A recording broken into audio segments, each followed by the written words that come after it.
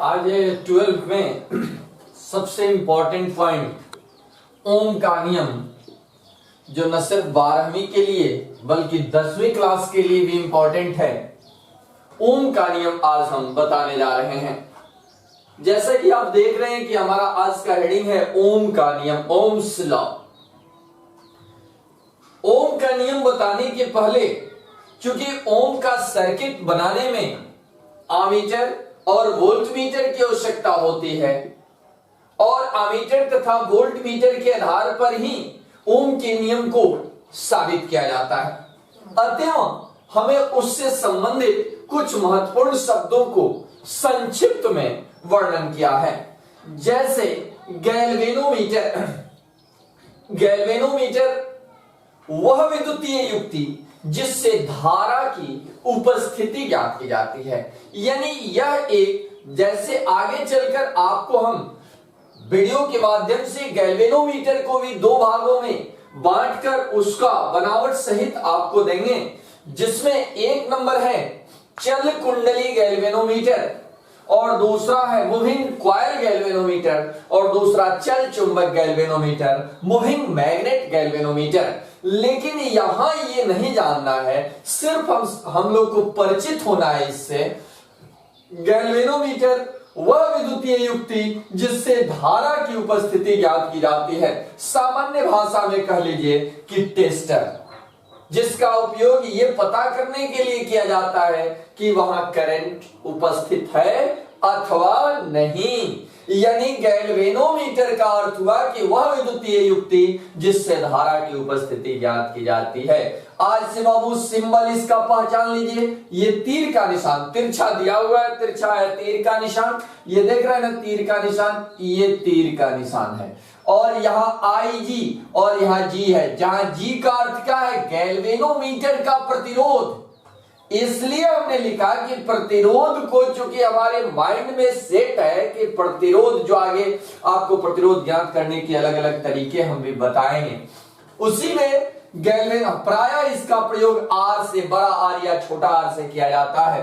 लेकिन गैल्वेनोमीटर के प्रतिरोध को स्मॉल जी से दर्शाएंगे और गैल्वेनोमीटर से प्रवाहित हो रही धारा को आई जी द्वारा दर्शाते हैं। अतः ये सिंबल जो हुआ वो गैल्वेनोमीटर का हुआ। उसके बाद शंट एक निम्न प्रतिरोध का तार है।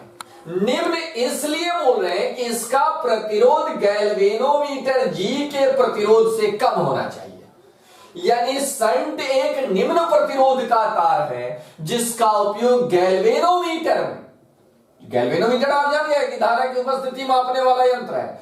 अब शंट एक तार है जिसका उपयोग उसी गैल्वेनोमीटर में या तो श्रेणी क्रम में, नहीं तो समानांतर क्रम में, समानांतर या श्रेणी क्रम में परिपथ में किया जाता है। और उसका सिंबल, चूंकि यह निम्न प्रतिरोध का तार है तो यहां प्रतिरोध का सिंबल प्रयोग करते हैं और इस पर प्रतिरोध के रूप में हम एस व्यवस्थित कर देते हैं। अब आमीटर, आपके दिमाग में आ रहा होगा कि गैल्वेनोमीटर और शंट क्यों बताने लगे ओम के नियम में? इसलिए बाबू कि यही दोनों को जोड़कर, गैल्वेनोमीटर और शंट को जोड़कर, जो हमको ओम के नियम में प्रयुक्त होने वाले विद्युतीय उपकरण हैं, वो आमीटर और वोल्टमीटर इसी के आधार पर प्राप्त होगा।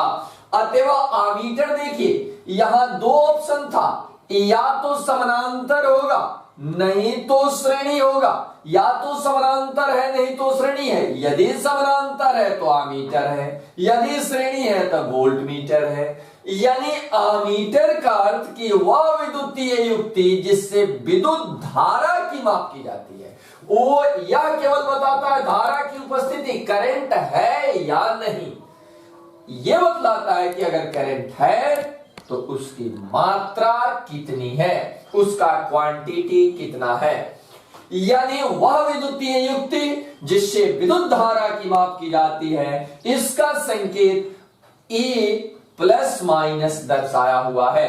गैल्वेनोमीटर में समानांतर क्रम, अभी बताया कि जब समानांतर में जुड़ेगा तो अमीटर, देखो वो ये क्या है, गैल्वेनोमीटर में क्या जोड़ देना है, वही शंट तार को जोड़ देंगे।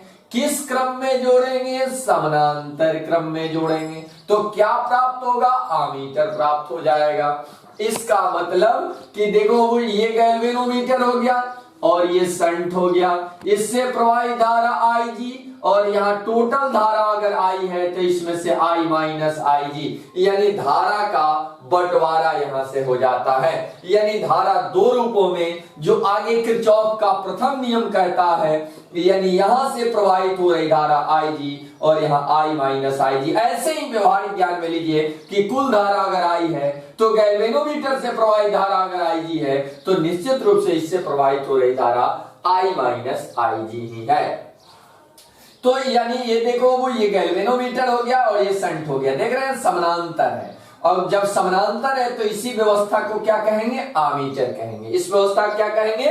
आमीटर कहेंगे। याद रखिए कि गैल्वेनोमीटर में शंट लगाएंगे, गैल्वेनोमीटर में शंट लगाएंगे तो आमीटर प्राप्त होगा, बशर्ते कि वह शंट समानांतर क्रम में हो, यानी बोल्ट समानांतर क्रम में हो तो आमीटर प्राप्त होगा।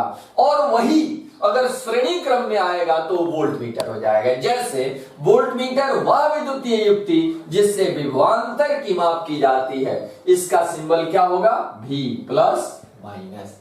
अब आपको हमको बताना नहीं है, क्योंकि आप जान गए कि जब समानांतर में था तो वो आमीटर था, तो यानी गैल्वेनोमीटर में श्रेणी क्रम में शंट लगाकर वोल्ट मीटर बनाया जाता है। वही बात यहां आपने क्या देखा? वो यहां देखा आपने कि इसमें आमीटर में ए में क्या है?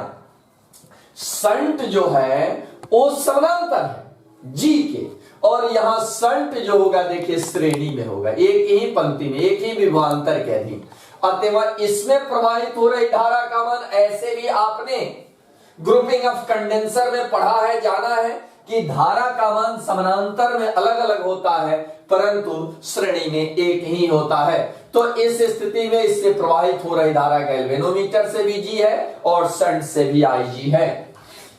ओम का नियम, अब ये चूंकि हमने जाना वो इसको एक निगाह में आइए हम लोग विचार करते हैं। गैल्वेनोमीटर वह विद्युतीय युक्ति जिससे धारा की उपस्थिति ज्ञात की जाती है। अब शंट क्या है? एक तार है, निम्न प्रतिरोध का तार है, जिसका वो प्रतिरोध गैल्वेनोमीटर के प्रतिरोध से कम होगा, यानी निम्न शब्द का अभिप्राय यहां यही है। यानी अब यही बाबू दोनों में गैल्वेनोमीटर और शंट जुड़ेगा तो बनेगा क्या? वोल्ट मीटर भी बनेगा और अमीटर भी बनेगा। तो यही गैल्वेनोमीटर और शंट जब समानांतर क्रम में जुड़ेंगे तो अमीटर बनेगा, और यही गैल्वेनोमीटर और शंट जब श्रेणी क्रम में जुड़ेंगे तो वोल्ट मीटर बनेगा। इसका मतलब कि अब इसको जानने के बाद आगे हम लोग को जानना है ओम का नियम, जिसका परिपथ देख रहे हैं आप बाबू, ये आप परिचित अब हो गए। ये क्या है? आमीटर। इसका काम क्या है? धारा की मात्रा, क्वांटिटी ज्ञात करना। और ये वोल्ट मीटर ये विभवांतर ज्ञात करेगा। ये रेसिस्टर है और ये सेल है। आप पूर्व परिचित है, ऐसे भी चित्र को बना सकते हैं या आप इसी चित्र को ऐसे भी बना सकते हैं, इसमें बहुत परेशानी नहीं है। अब ये चित्र है कैसा? और देखकर ही आप स्पष्ट हो गया होगा कि धारावाही परिपथ की सहायता से सेल को आमीटर से जोड़ा जाता है। पुनः चित्रानुसार आमीटर को वोल्ट मीटर से जोड़ा जाता है, जिसके समानांतर क्रम में प्रतिरोधक जोड़ा जाता है। जोड़ा रहता है या जोड़ा जाता है। तो इस स्थिति में बाबू यहां देखिए दो चीजें माइंड सेट करना है। ये आमीटर क्या करेगा? बोलिए, धारा की मात्रा बताएगा। ये क्या बताएगा? वोल्ट मीटर क्या बताएगा? ये विभवांतर की मात्रा बताएगा। क्रियाविधि, ओम ने सेल की संख्या को क्रमवार रूप से बढ़ाया। यहां अब सेलों को, जैसे एक सेल है उसका अमीटर और वोल्ट मीटर का रीडिंग नोट किया, सेल की संख्या 2 किया, पुनः अमीटर और वोल्ट मीटर को का पाठ्यांक नोट किया, पुनः सेलों की संख्या 3, 4, 5, इस तरह से बढ़ते क्रम में सेलों की संख्या को बढ़ाया। उसी चीज को हमने संक्षिप्त में लिखा है। ओम ने सेलों की संख्या क्रमवार रूप से बढ़ाकर आमीटर तथा वोल्ट मीटर के पाठ्यांक को अंकित किया। यहां ध्यान दिया जाए बाबू, पहले सर्किट कैसे बना, सर्किट में क्या क्या है, आमीटर है, वोल्ट मीटर है, रेसिस्टर है और सेल है। तो अब यहां देखिए कि इसमें क्या किया कि ओम ने सेलों की संख्या, देखो वो एक शब्द दिया है क्रमवार रूप से बढ़ाकर आमीटर तथा वोल्ट मीटर के पाठ्यांकों को अंकित किया। इसका मतलब कि अगर एक सेल था तो उसका रीडिंग नोट किया, फिर 2 सेल किया, 3 सेल किया, इस तरह सेलों को बढ़ाते चला गया और आमीटर और वोल्ट मीटर के पाठ्यांकों को नोट करते गया। नोट जब करते गया तो उसने पाया कि नियम उसने क्या बनाया, यानी इस कह लीजिए कि इस पूरे का निष्कर्ष कहिए या ओम का नियम कहिए कि नियत ताप पर किसी चालक के छोरों मतलब एंड्स के बीच का विभवांतर उससे प्रवाहित धारा के अनुक्रमानुपाती या समानुपाती होता है। यानी एक शब्द लगा दिया है बाबू, नियत ताप, जिसका कोई जिक्र यहां नहीं था, लेकिन आपको वो हमने इसके पहले वाले वीडियो में जिसमें रेसिस्टर बताया था तो उसमें हमने बताया था कि वे घटक जो प्रतिरोध को प्रभावित करते हैं। तो शायद आपको याद आ रहा होगा कि ओम के नियम के पहले हमने आपको बताया कि प्रतिरोध को प्रभावित करने वाले घटक में ताप बताया था, यानी ताप का मान बढ़ने से प्रतिरोध का मान घटता है। इसका मतलब कहीं ना कहीं इस पर ताप का प्रभाव होता है, इसलिए यहां दिया है नियत ताप पर। नियत ताप पर किसी चालक के छोरों के बीच का विभवांतर उससे प्रवाहित धारा के अनुक्रमानुपाती या समानुपाती होता है, या the current flowing through the conductor is directly proportional to the potential difference across the conductor at certain temperature. अर्थात अब इसमें बड़ा कंट्राडिक्शन है, कुछ लोग कहता है कि आई समानुपाती भी, कुछ लोग कहता है भी समानुपाती आई। तो बाबू ये विवाद का विषय नहीं है, यहां पर विभवांतर, बीच का विभवांतर, पहले कौन क्वांटिटी है, विभवांतर। विभवांतर को किससे इंडिकेट करते हैं, भी से। तो पहले हमारा क्वांटिटी क्या होगा, भी होगा, उससे प्रवाहित धारा तो आई है, यानी भी समानुपाती आई है। अगर आई समानुपाती भी दिया है तो गलत नहीं है, लेकिन वहां प्रतिरोध को 1/R यानी कांस्टेंट 1/R लेना होगा। तो हम इस तरह से विवाद में पढ़ने से बेहतर है कि जो नियम आपका कहे कि पहले क्या है, विभवांतर है, तो पहले रखेंगे विभवांतर, फिर उल्टा रख करके इस विवाद में पढ़ने का कोई औचित्य नहीं है।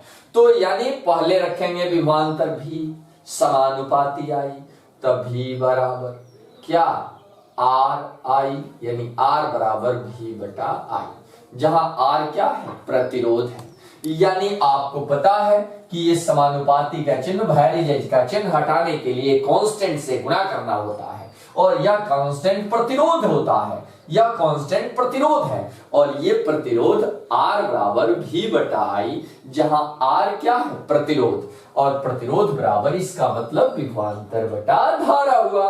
अब बाबू चूंकि ग्राफ हम लोग पढ़ते हैं तो ग्राफ में हम लोग जानते हैं कि दो राशि को, जैसे आपने पढ़ा होगा 11th में बाबू कि विस्थापन समय ग्राफ तो बीच में वेग आ जाता है, वेग समय ग्राफ तो बीच में विस्थापन आ जाता है। ठीक उसी प्रकार से एक्स एक्सिस पर धारा और वाई एक्सिस पर विभवांतर लेंगे तो चूंकि एक दूसरे के अनुक्रमानुपाती हैं, तो इस स्थिति में बीच में जो क्वांटिटी प्राप्त होगा वो क्या होगा, प्रतिरोध, जिसका काल्पनिक 1 2 हमने मानकर दिखाया है। ये काल्पनिक आंकड़ा है, मतलब ये धारा है, ये विभवांतर है, ये ढाल जो है वो क्या है, प्रतिरोध है।